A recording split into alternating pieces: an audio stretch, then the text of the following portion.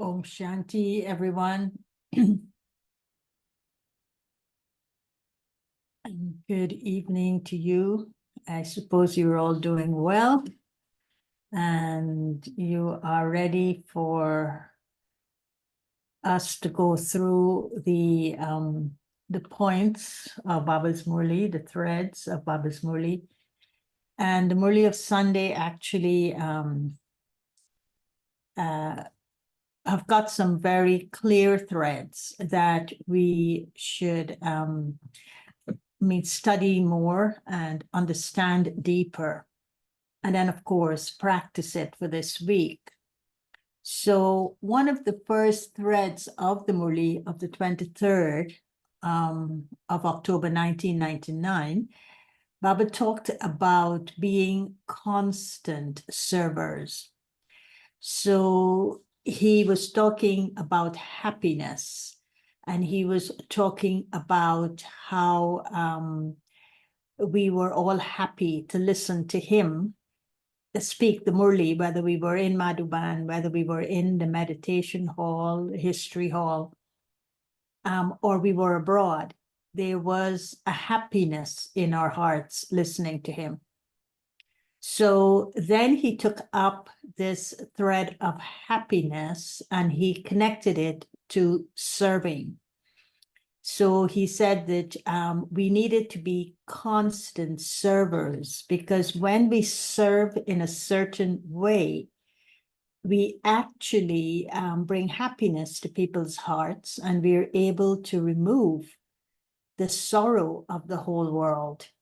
So he's saying to have this constant happiness in our hearts, which would, as we serve souls, remove the sorrow within their hearts and therefore within the whole world.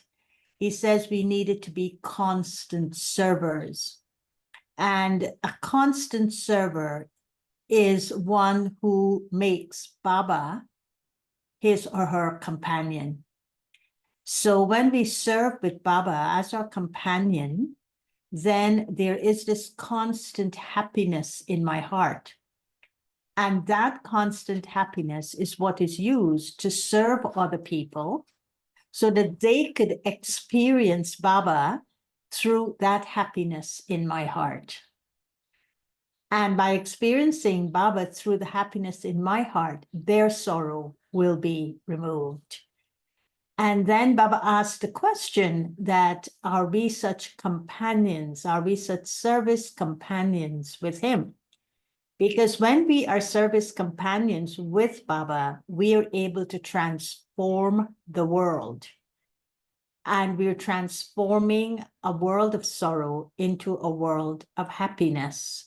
So he was saying this is something we should stay engaged with all the time. And so if we were to stay engaged with Baba as our companion, then our hearts will remain happy when we are serving.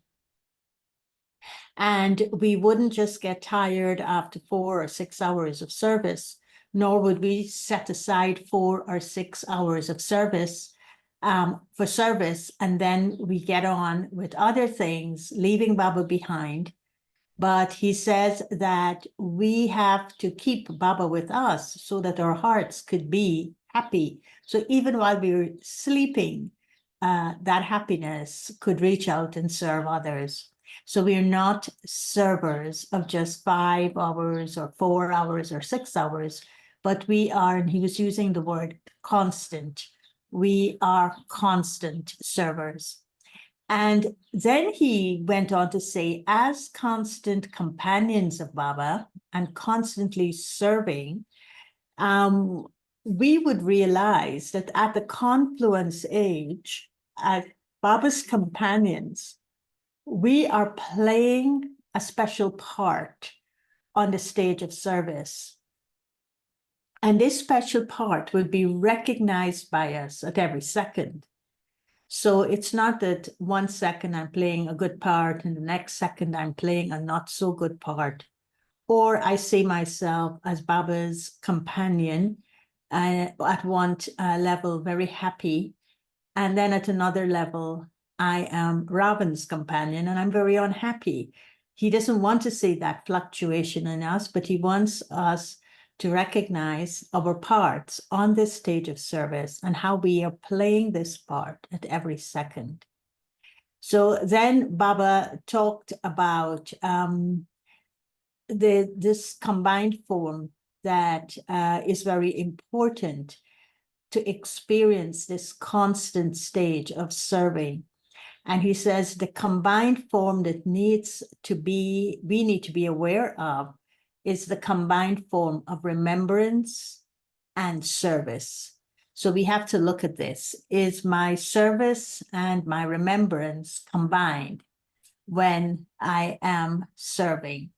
So he says that remembrance combined with service is what makes us into karma yogis.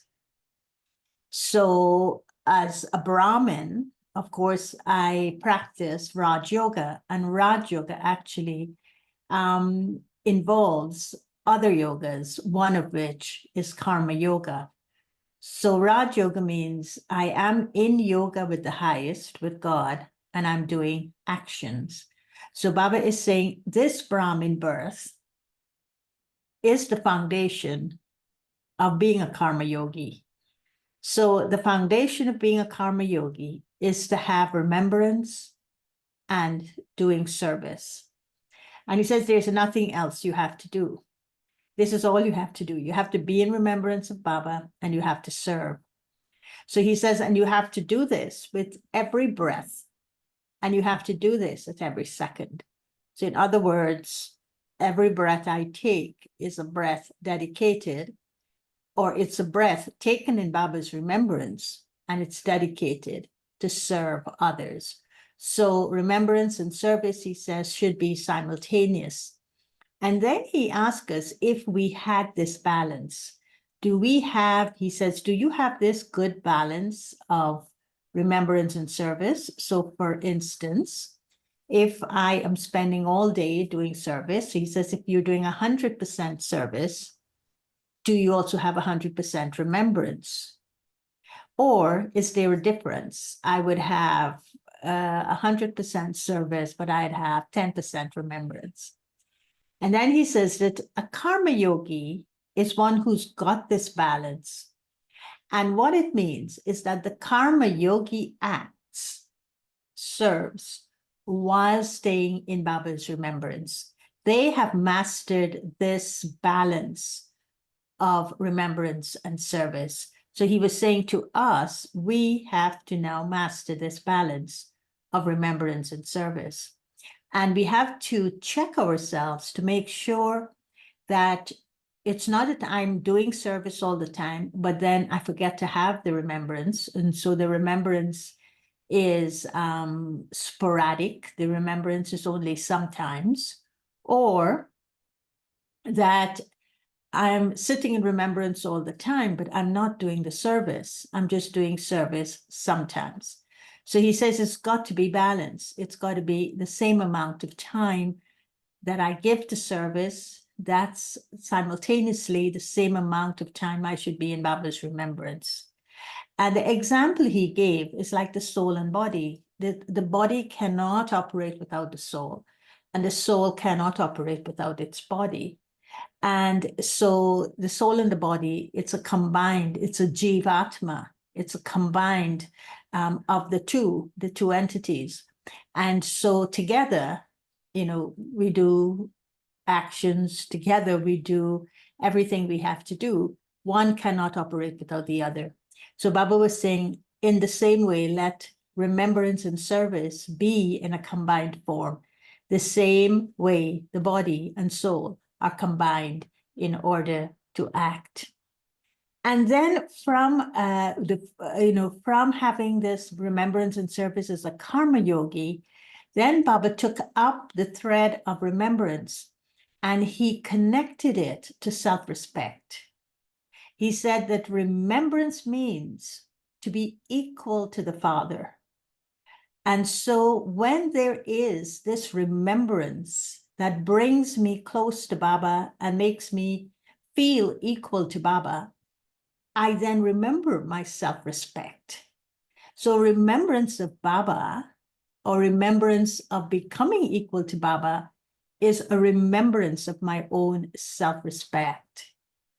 And so he says, if I don't have this remembrance of my self-respect when I am in remembrance of Baba, I will not have powerful remembrance.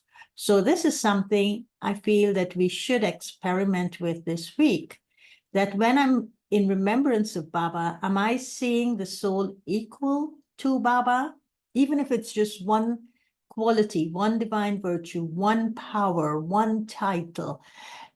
Am I feeling that I'm coming closer to Baba by seeing that I'm equal to him in this one particular way? And is that reinforcing within me my own self-respect? Am I remembering myself as a soul who's worthy to be able to have this direct connection with Baba? And then observe how this makes my remembrance of Baba powerful. So this to me was the practice of the whole Murli as foundational to being a bestower. Because if I don't have this practice of remembering my self-respect as I remember Baba in becoming equal to him, then I won't have a foundation to be a bestower. I will be weak and I won't be able to bestow the way Baba is asking us to be this bestower. So Baba says self-respect means equal to the Father, and it is a complete self-respect. And when I have this complete self-respect, then I'm able to be the constant bestower that Baba wants me to be, because the self-respect that I will be remembering is one who is equal to the Father in giving.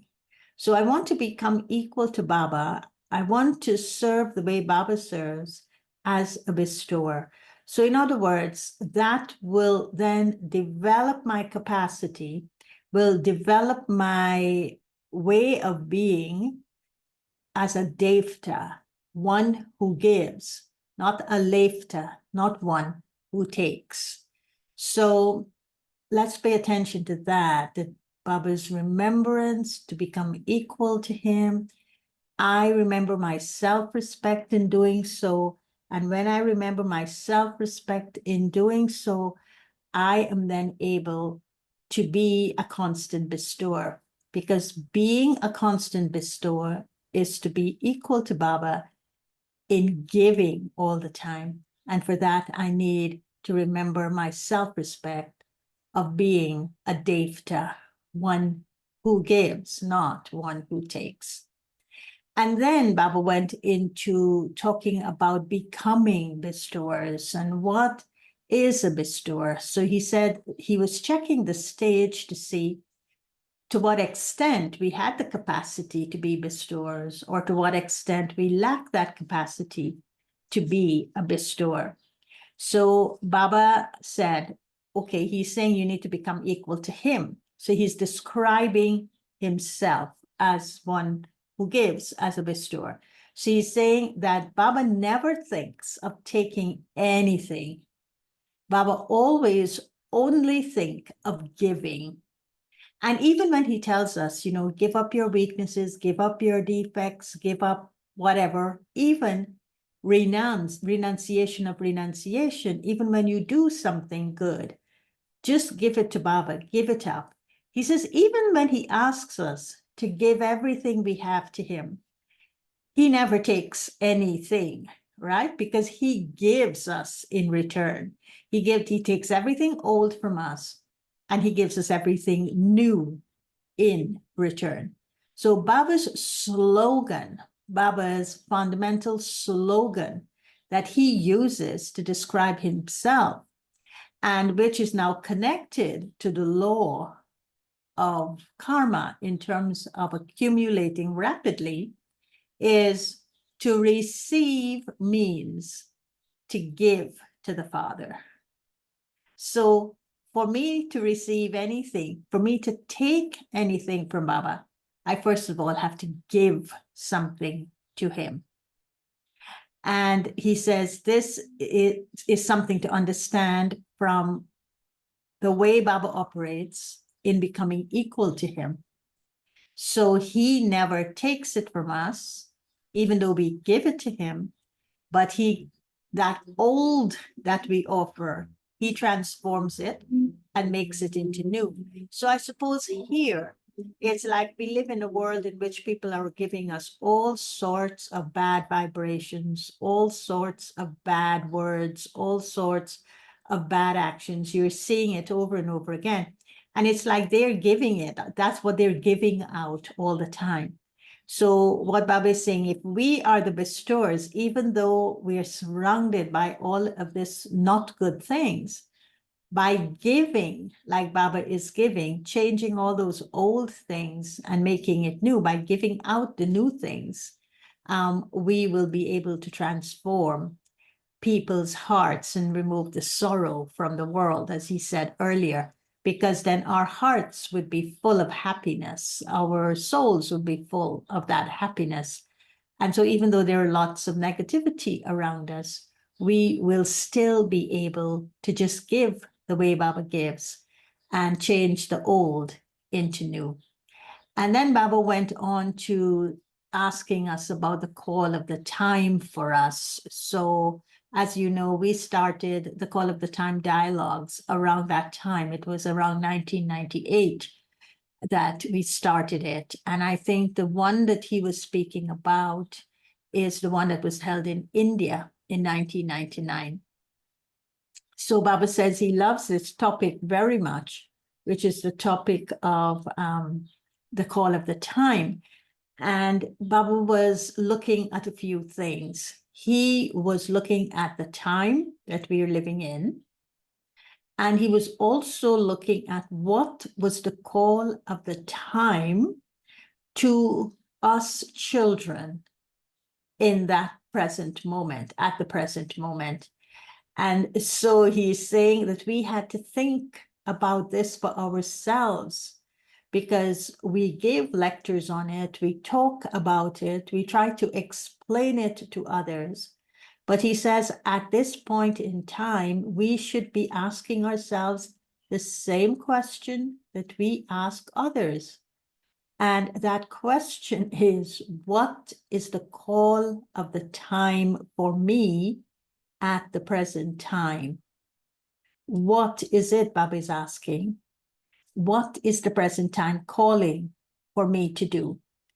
And then he didn't even ask us to take it into our meditation and to think about it or to reflect on it. He started telling us what that call was and how we should be responding to that call. And so he says that the call was to increase our awareness of being a bestower. So the call of the time, the call of the confluence aged time to Brahmins is to increase the awareness of being a bestower. Now, in increasing the awareness, he says, how will I know that my awareness is being increased to being a bestower? He said, it will be at the level of bhavana. I will feel it. There will be feelings inside of me that would be signaling me that I need to be a bestower. So the signal will happen at two levels, he said. It will happen at the level that I need to progress in myself. There needs to be progress. I need to have self-progress. And that self-progress is developing and cultivating more love. So not just love for Baba and love for myself, but love for everyone. And he says that awareness, those feelings will emerge from the awareness of being a bestower. The feelings would be of having love for everyone. And it's not that I would sit and say, oh, I must have love for everyone. I must have love for everyone. No, the awareness of being a bestower is going to allow the love to flow naturally from within me for everyone. And when that love is flowing from within me for everyone, I wouldn't discern and discriminate souls. So I wouldn't just love souls who love me, but I would love souls, as Baba says, no matter what they're like. I would feel that love emerging. And maybe that is why one of the things he said later on in the Murli, that we need to be were bestowers of forgiveness. Because if there isn't a flow of love emerging from within my heart, and that flow of love is coming from Baba's remembrance, wanting to be equal to Baba, and a very high level of self-respect for myself, remembering my own self-respect, then I will not be able to forgive. Because what people have done to me would be something that I would keep remembering. And when I remember the wrongs that others have done to me, I will not forgive. I cannot forgive because I haven't forgotten it. But when I remember my own self-respect and I want to be a constant server with Baba, then the love that Baba will be filling within me would remove all those sanskaras that are left within me based on things that others have done. I will forget it. It will be clean within me. And then I will be able to be a bestower of forgiveness. So that is something he was saying was the call of the time, to increase the awareness of being a bestower, but equally to increase those feelings of love at the level of self-progress, which would then help me to give everyone, no matter what they're like.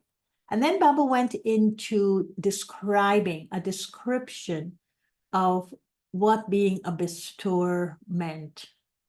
And he said, being a bestower, the first thing that it means is to have an unlimited attitude. And an unlimited attitude is like what I said just now.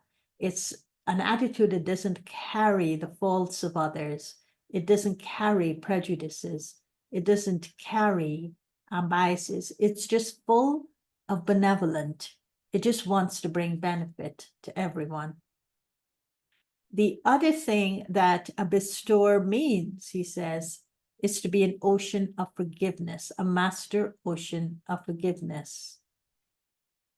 And let's do our traffic control now, because we could take the first one of being a bestower with an unlimited attitude, an attitude of benevolence, an attitude that is forgiving. And so let us take that into our traffic control.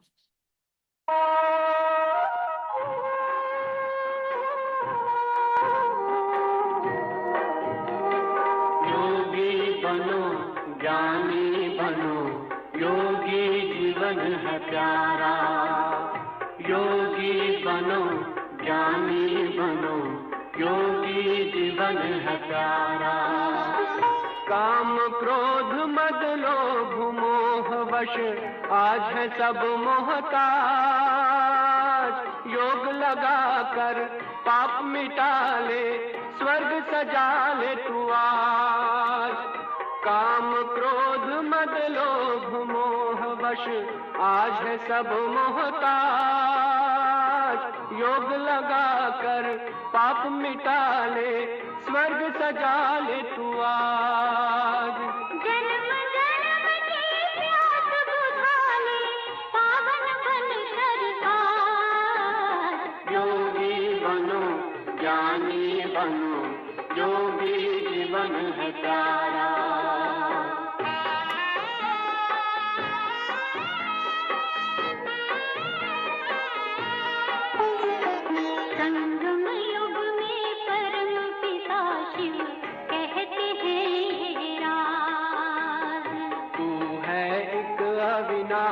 आत्मा सुन लो मेरी आवाज संगम युग में परम पिता शिव कहते हैं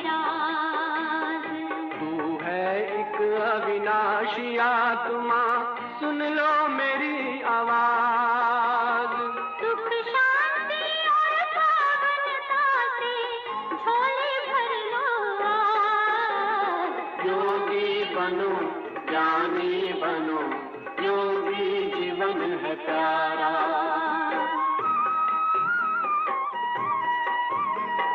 परम धाम से आए हैं शिव ब्रह्मा तन आधार। मुक्ति और जीवन मुक्ति का जन्म सिद्ध अधिकार। परम धाम से आए हैं शिव ब्रह्मा तन आधार। मुक्ति और जीवन मुक्ति का जन्म सिद्ध अधिकार। चलना है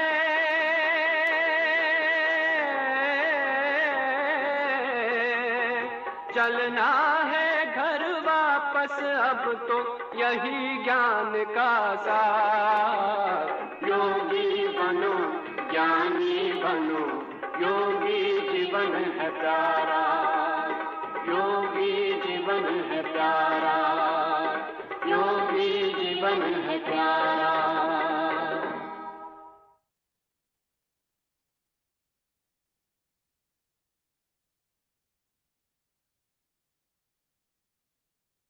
So, a bestower with an unlimited attitude, a bestower who is a master ocean of forgiveness. And Baba is saying to be a master ocean of forgiveness is that my own limited sanskaras, or the sanskaras of others whom I'm interacting with, they wouldn't emerge, but they would stay merged. And what would merge my own limited sanskaras or the limited sanskaras of others, he said, is this awareness. And when I emerge, it seems as though, I mean, if we experiment with it, we will see that two conflicting states of awareness cannot be at the same time in the soul. So I can, in an emerged form. So if I have the awareness that I have to bestow, then the limited sanskaras would submerge in the soul. They would not emerge. If I have the sanskara that it doesn't matter if others do it or not, I have to do it, then the sanskara of, well, why isn't this one doing it? Why do I have to do it? That sanskara is submerged. So Baba is explaining to us that to be a master ocean of forgiveness with an unlimited attitude, a bestower would be aware of what is in his or her awareness, and that awareness will be predominant in upholding my self-respect and of being a companion with Baba in serving and becoming equal to Baba. So I thought that we need to be aware of this, that two conflicting states of awareness cannot emerge at the same time in the soul. It's one or the other. Then Baba said that to be a bestower, why am I being a bestower? I am being a bestower because I am paying attention that I should not be under the influence of any of my own sanskara. So for me to help another soul as a bestower, I have to make sure I am not under the influence of a sanskara that would prevent me from doing that. The second level is I have to pay attention that someone else's limited sanskaras is not influencing me. So under the, one is what is in my awareness, right? What am I emerging? Secondly, is what is influencing me based on my own sanskaras or the sanskaras of someone. I have to make sure I'm not under the influence of these sanskaras. So whether someone gives me regard or not, what is in my awareness is I have to give them regard. So all of this is connected to self-respect and being companions with Baba to serve, because this is the way he serves. Whether people say he's omnipresent and he's in pebbles and stones, it doesn't stop him from serving them. It doesn't affect his self-respect. And so it's in the same way he is telling us, it doesn't matter if someone gives me regard or not. I have to give them regard, because that's what my self-respect is telling me to do. He also said that feelings of being a bestower, he says, this is what I have to do for myself. I have to cultivate these feelings and allow them to emerge in my awareness. So as soon as I say that, this one isn't giving me regard, so I have to give them regard, that's an awareness. So from that awareness, he's saying, now emerge the feelings. Let those feelings of giving them the regard emerge from you, not just the awareness in terms of this is what I have to do, but let there be feelings that would support that awareness. And so he says, the one thought that puts a separation between the awareness and the feelings is but. So he says, do not let this one, it's like a bug that infests the awareness, and it kind of eats away at the awareness. So the feelings, I no longer have the feelings. So he says, don't say but keep the determined awareness that this is what I have to do. I have to do this. So he says, and then he gave the example that if someone's actions, activities, or their words are not to my liking, then the awareness is, I'm not going to accept it. So I'm not going to be influenced. I'm not going to let my inner sanskars be triggered by it, nor would I allow myself to be influenced by what they're saying. So Baba is saying that, and we have to now check and reason with ourselves. And we would say to ourselves, if I don't like something, if something is bad for me, why would I take it in? Why would I let it come through my ears and come into my mind and sit in my mind? Why would I let my mind think about it, and then the intellect gets engaged with the mind and starts finding reason for why this is happening? And so he says, now that thing hasn't just entered the mind, the factory of thoughts, but it's actually entered into the one who is operating the factory of thoughts, which is the intellect, which is what he's calling the head. So he says, don't let it come through the ears to the mind, to the intellect, because then it enters your head. And since it is something bad that is traveling through and getting lodged in my intellect, which is my head, he says, then what would happen, it's just a matter of time that I will start feeling it. And then it would enter into my heart. So when it enters into the intellect and it enters into the heart, then I imbibed it. So he says, do not imbibe it. And the way not to imbibe it is not to let it get to your head, and also not to let it get to your heart. Don't think about it. Don't reason the why, when, how, where, who. Don't find a reason to engage yourself in it, and don't let it touch your heart. So in other words, do not imbibe it.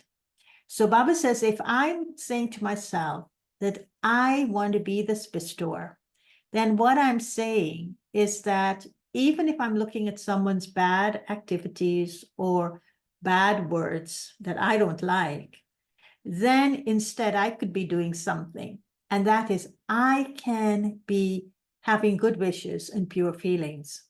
So that will start now from the level of me, the self-progress level that you talked about. So the self-progress level will be, I made a decision, I'm not going to take anything bad inside of me. I'm not going to let it touch my head. I'm not going to let it touch my heart, because I want to be a constant server with Baba. I want to be equal to Baba in the way I'm going to be his companion to serve. So I have to protect my head, my intellect, and I have to protect my heart.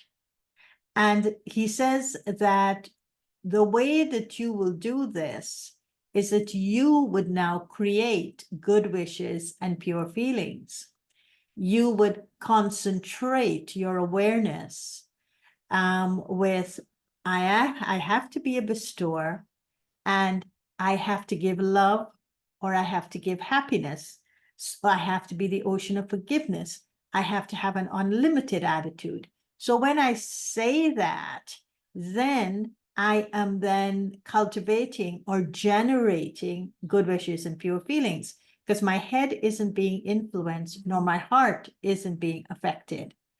And so I have to, this is called awareness. My awareness now is expanding from just what it has to do to doing it, and getting the cooperation of the intellect and the heart to generate these good wishes and pure feelings.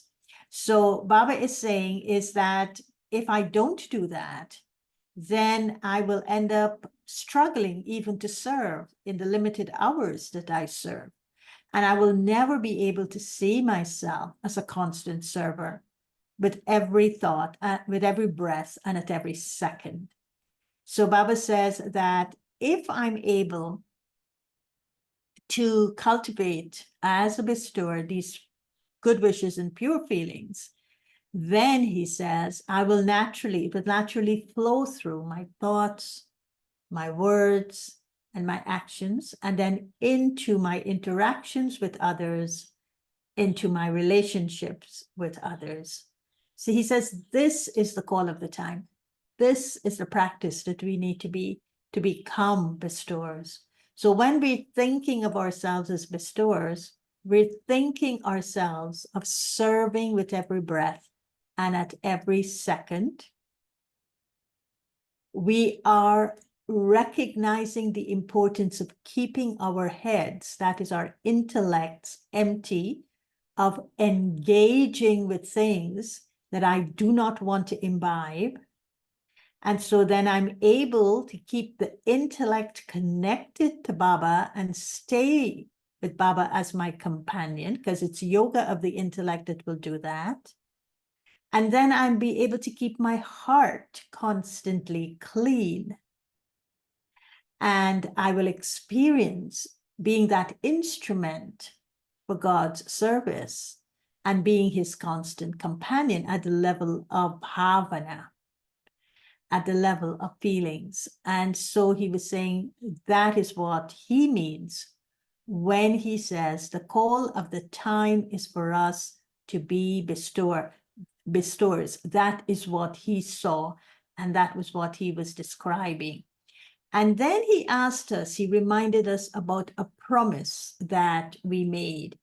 And the promise that we made, that we all made when we said that first word, Mera Baba, my Baba, was that we will stay with Baba and we will go back home with Baba. We won't go as Baba's Bharat, which means as his procession, but we want to go with him. We just don't want to follow behind. So then he says that, well, what is the first thing you have to observe about the Father that would ensure that you fulfill this promise, that you will go back home with him? And then he talked about the way the Father served. So he says that how does the Father serve? Does he ever stay without doing service? From the moment Shiv Baba entered into the body of Brahma, did he ever stop serving us? Did he ever stop for one moment, not responding to us when we remember him? And then he said something very special. He says that Baba serves when we remember him, which is very beautiful, because when we remember him, we get power from him. And so we serve ourselves and we serve others. But even when we are not remembering him, he is still remembering us. So the Father's core way of serving the world is through remembering us. And this is why he say he doesn't stay even without having remembrance. You know, so he wants us to stay in remembrance just as much as Baba stays in the remembrance of us. He recognizes he doesn't have to make efforts to do this, but we have to make the effort to do that. And so he's saying that the effort that we're making to remember him is the way we will be able to be constant servers. So we must therefore not just make effort for remembrance, but to make the effort with attention for remembrance. Because he says that what else exists for Baba but the souls, but his children?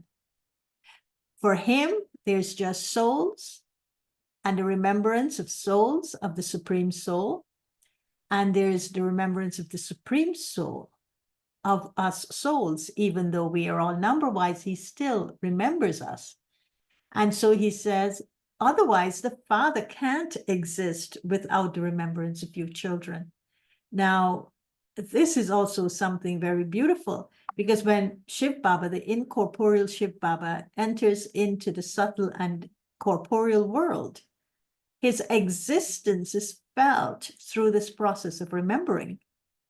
If I don't remember Baba, Baba becomes non-existent for me after a while. But when I remember Baba, he becomes a living being to me. He becomes a living being in his center, in my home, in my life, in my heart, in my soul. So Baba is saying, can the Father stay without remembering you children? And can you children stay without remembering the Father? So he wants us to reflect on that.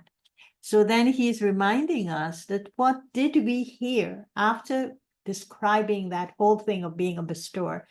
He then asks us to question again, what did we hear? And he says, what we should be hearing is that, what is the call of this time? And the call of this time is to be a bestower. And he says there's a great need of being a bestower at this time. Because he says the whole world is calling out, and they're calling out to their Ishdev. Ishdev means they're special deities. They're special personalized deities. And they're calling out to these devtas, who he said is us, and they are calling out in one form or another. So now we have to listen to the call of these souls, because what they are calling out for is transformation. And so he's saying, are you hearing this call that the devotees are calling out for transformation? And of course, he told us what the transformation is. They want their sorrow to be transformed into happiness. They want their grief to be removed and their pain to be removed by love. They want for forgiveness to happen. They want for benevolence to be there. They want us to not see them based on their faults. So no matter who they are, we are bestowing to them. So all of this is what they're calling out for. And Baba is putting all of that into one word. And he said they're calling out for some form of salvation. And so if we are able to hear their call, he's saying, can you give them the salvation that they are seeking? Are you responding with the awareness that, yes, I will do this? And he says, because we are telling people about the call of the time, we're telling people the same things, but we can't just simply listen to the call of the souls for salvation, but we have to respond to these souls as their special loving deities would.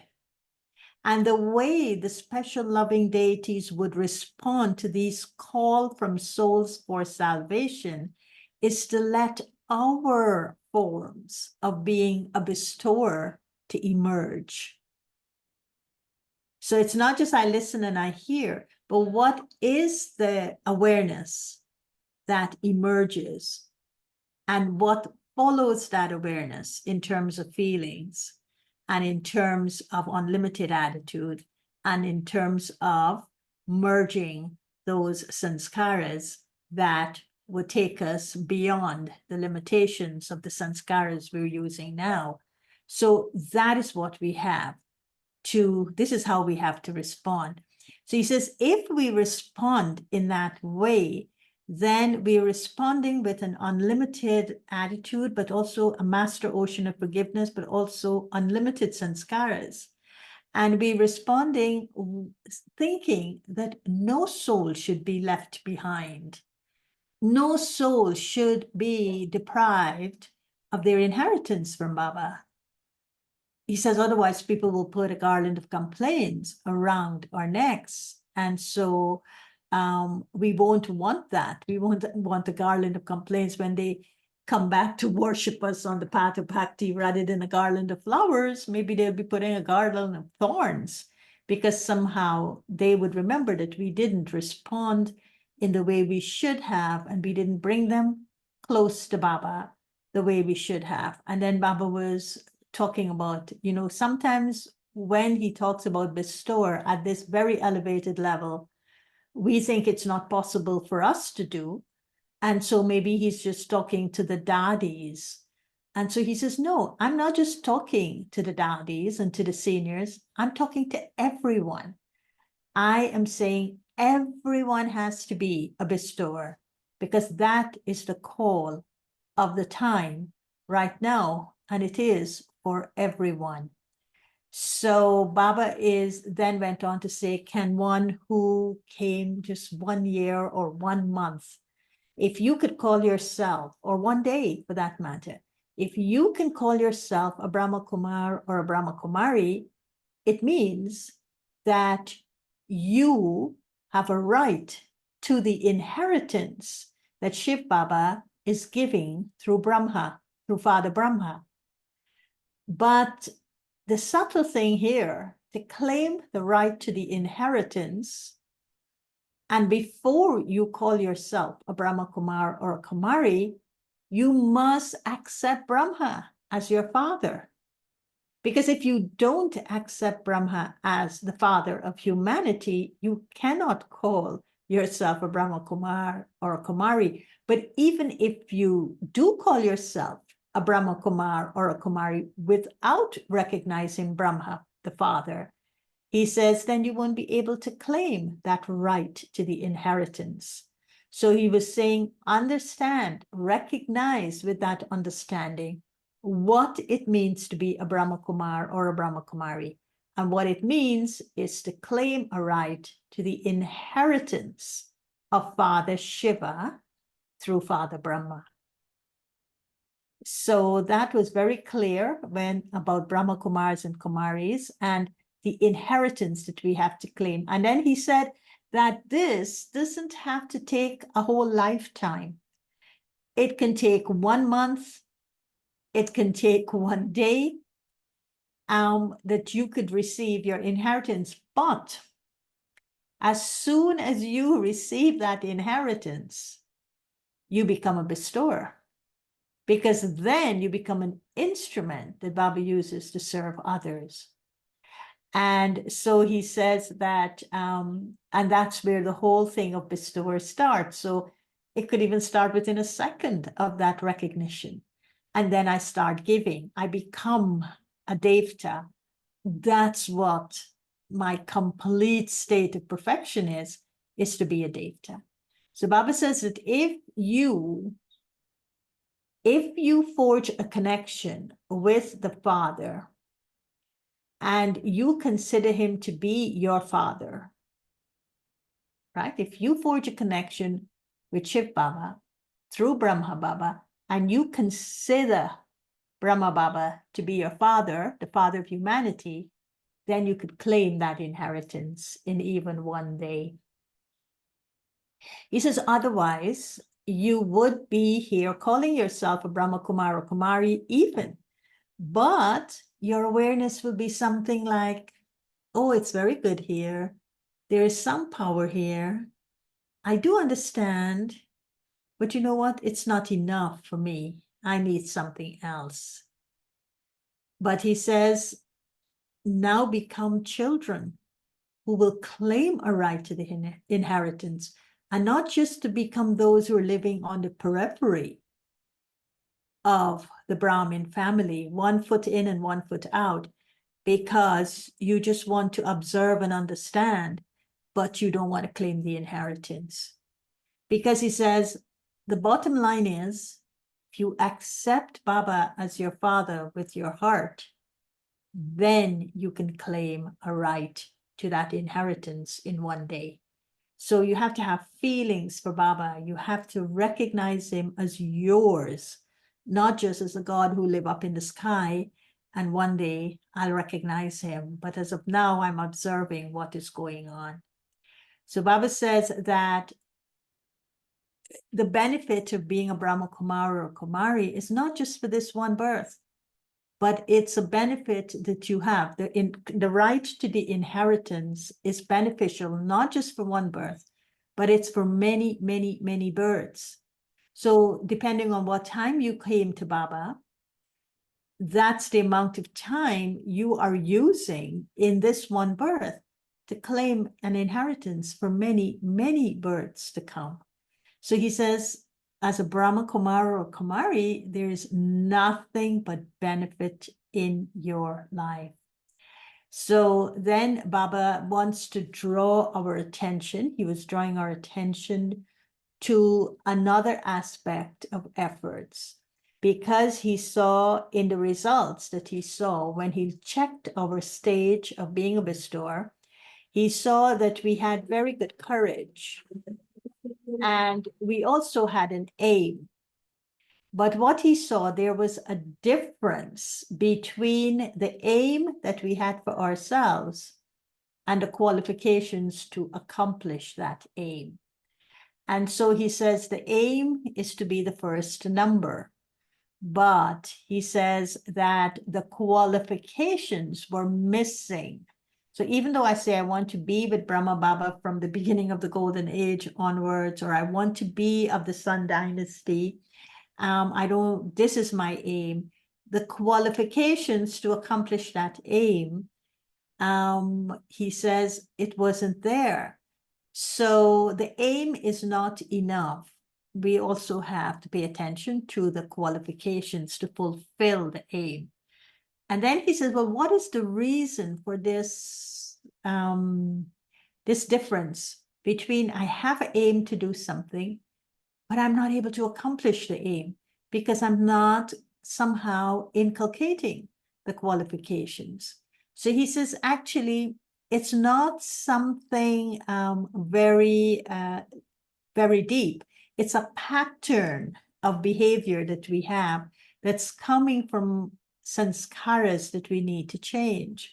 So he says that one of the ways the reason will show up is when we have the aim to be of the golden aged, the number 1 clan. But then I find myself thinking in such a way that takes me back to the Moon Dynasty. And so the thinking will indicate where I'm going. So he says that if you simply thinking this way, this should happen, this one should do this one should help, I will change if the other one changes, I will be okay if the situation were okay. He says this is not being a bestower, one, but it is surely not the qualifications to accomplish the aim of coming into number one. So he says, if you want to become number one, then your qualifications will show up in your life like this. Whether someone gives me something or not, Baba has given me everything. You see the difference? The Father gives everyone the same, he says. The course is the same, whether you take it in 1936 or you take it in 2024, it's the same course. The knowledge hasn't changed.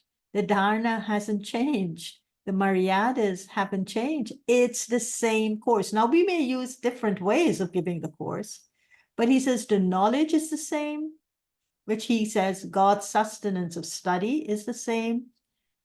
God's love, which is sustenance, is the same. And God's powers, virtues, his attainments are the same. So these three things, which he talked about, 3 lines of fortune, which is study directly from God, sustenance directly from God, and attainments directly from God. These 3 lines of fortune can never change, because the knowledge comes from God, the sustenance of love comes from God, the attainments of powers come from God. It doesn't come from the human being who is giving the course. So no matter how they change it and twist it and put it in modern ways, it's the same knowledge. If they don't give these 3 lines of fortune to the souls, then the souls wouldn't get to claim their inheritance from Baba.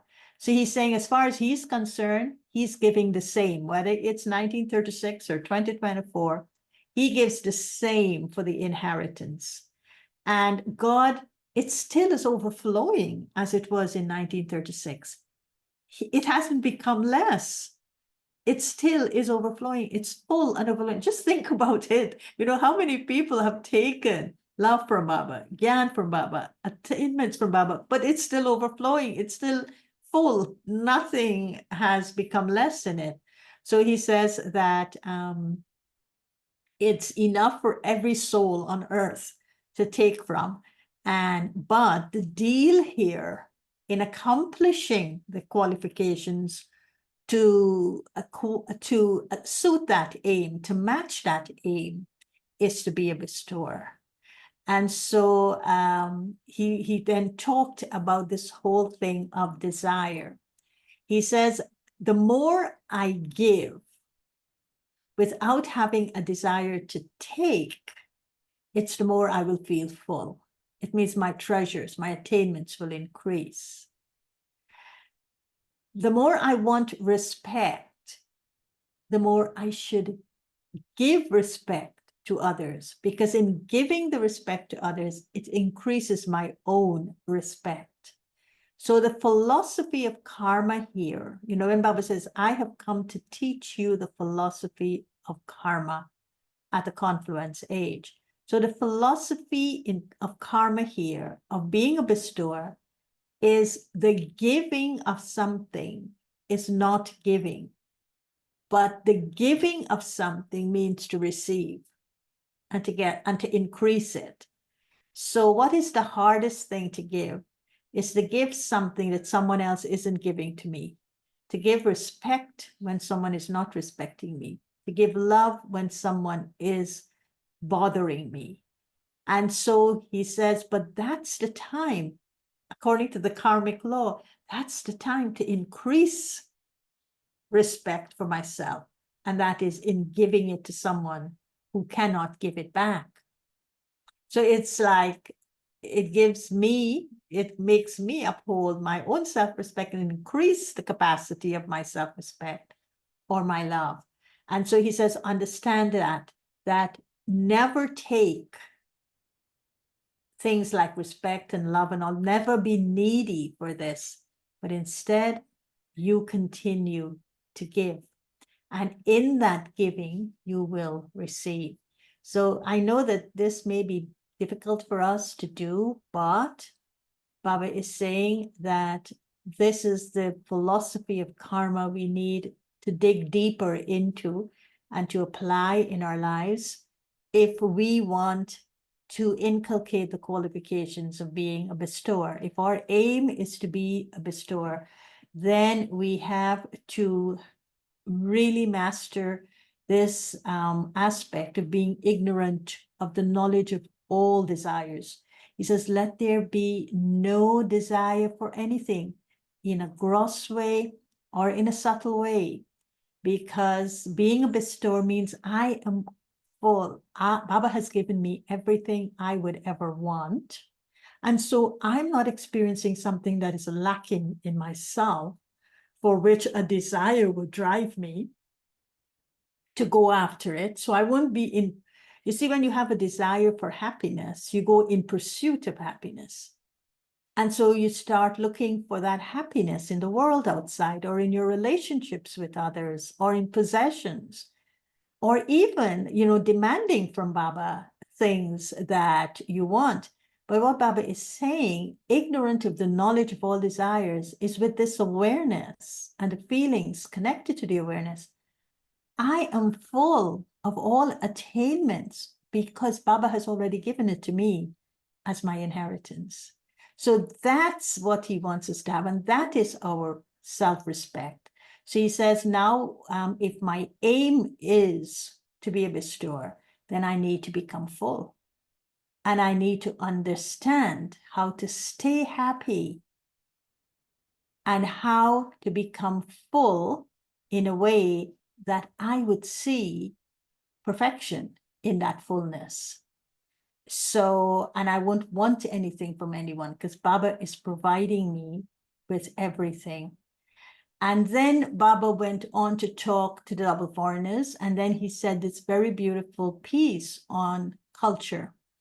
Now, today, I think we have lost sight of the meaning of Brahmin culture, because we get consumed by whether it's the Indian culture or whether it's the culture I happen to be living in. And we forget that we are Brahmins living in a Brahmin culture. So when the double foreigners came to Madhuban at the beginning, there was this kind of struggle that I want to be spiritual, but I happen to eat Indian food. I have to wear Indian clothes. I have to listen to Indian music. I have to do all of that. So that's a culture. And so Baba is saying that, but as we matured as Brahmins, we began to understand culture the way Baba was teaching us this culture. Now we live in a spiritual culture. And he says this spiritual culture is called Brahmin culture. So this Brahmin culture is neither Indian culture, nor is it foreign culture. So what is this Brahmin culture? And he says the Brahmin culture is to maintain your self-respect and to claim a right to your self-sovereignty. So I thought someone may take up this and write about it by researching Baba's Murli. What is Brahmin culture, and what does it mean to maintain self-respect and to claim a right to self-sovereignty? Right? It would be a lovely thing to take a class on, or someone to take a class on it, because it's a very beautiful topic. And then the other thing, in ending the Murli, Baba asked us to leave the word difficult behind. Once you go to Madhuban, Sandra, nothing is difficult, right? Because everything becomes easy. So then he says that we should leave our childhood games behind, and we should leave the word difficult. We should not bring our incidents and situations to the daddies anymore. We should reduce them, because now we're understanding what Brahmin culture is. We're understanding what being a bestower is. We're understanding what special virtues are. We're understanding what cleanliness of our hearts is. We're understanding not bringing any worries on our head, not engaging in things. We understand all of that. So we have to remove everything that would create problems for us. So he's saying, leave the word difficulty behind and let your life become an easy life. And then he said something very nice about the double foreigners. And he says the double foreigners speak to Baba and to the daddies in a very honest way. And so when they're saying anything, they would say, this is what it is, and this is what it's like. And they tell it as it is. They don't hide anything. So Baba says, this is a good specialty, to be very frank and open and transparent and not hide anything in your hearts, to just speak it out clearly. And he says, because the Lord is pleased with a true and clean heart. He says, the double foreigners also, if they say yes, they mean yes. If they say no, they mean no. They wouldn't have anything in between. Well, I said yes, but I meant this. I said no, but I meant this. Their yes is a yes and their no is a no. And Baba says, because of these two specialties, the speaking about things honestly with a clean and true heart, when they said yes to their lives, they meant that yes. He says they don't move along their spiritual path under any form of compulsion. But he says that if you follow a path on the other hand, if you were to follow the spiritual path on the other hand, you should follow it completely. Just as how you're honest and you speak your heart and your yes is a yes and your no is a no, when you're following the path, don't do it under any compulsion. You should do it completely. Otherwise, he says, if not, then don't follow it at all. And so then Baba, of course, gave us love and remembrance. And of course, then he talked about in the blessing, he talked about we should be contented souls and we should experience every relationship with our hearts. And then he talked about the brain being a storage place for knowledge, but the heart is where the love is, the pure feelings are, and reminded us that Baba is pleased with honest hearts. So only our heart knows, and he knows the experience of the heart. And so from this experience, Baba says, there's great contentment. And in this great contentment, we experience relationship with one Baba. And I also liked what he said we should be doing at Amrit Vela. He says, if you sit with a plain intellect, then Baba will touch you with no methods for service. But if you sit there with desires or with hopes and expectations for service even, you wouldn't get any new touchings from Baba. So Baba's Murli was very special. I think it's a Murli that we should review to understand the depths of what being a bestower is. Because that was the focus. And the call of the time is to be that bestower. Okay? So let's close with Baba's remembrance. I don't see any questions in the chat, so let's close with Baba's remembrance.